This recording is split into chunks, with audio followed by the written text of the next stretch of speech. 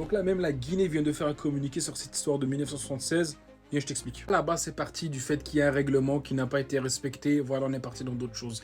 Là, pour justifier que ce règlement n'a pas été respecté seulement Par nous, mais par vous aussi, vous avez fait la même chose. ils ont inventé une histoire de 1976 qui n'a jamais existé. Ce qu'ils n'ont pas prévu, c'est que la Guinée elle-même vient de faire un communiqué officiel pour dire que ces trucs-là, c'est pas vrai, ça n'est jamais arrivé, et voilà ce que c'est dit. Donc là, ce qui se passe en gros, c'est qu'il y a vraiment un problème, il y a des mensonges, des calomnies qui se répètent, et il y a des gens qui osent répéter ça.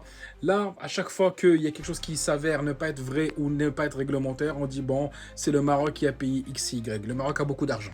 Et là, il y a des médias qui ont amené littéralement un joueur qui était sur le terrain dans ce temps-là, qui s'appelle Ismaël Silla, qui a dit non, c'est pas vrai, ils sont pas sortis du terrain, ils ont pas fait ça, c'est pas vrai. Ils t'ont dit bon, lui c'est un menteur, lui aussi il a été payé. Le Maroc paye tout le monde, il est trop fort. Là, c'est intéressant parce que le prochain point, ils vont te dire quoi? Ils vont te dire ouais, c'est parce que le Maroc il a racheté la Guinée au complet, tout le pays au complet.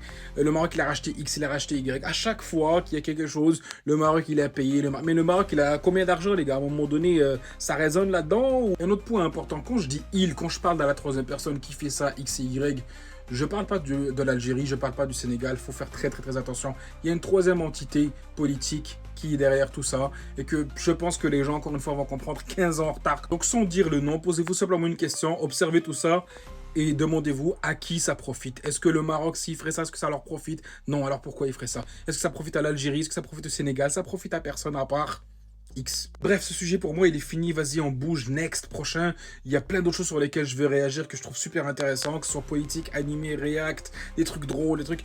Abonne-toi pour la suite, ça arrive bientôt fort dans Futur, bienvenue.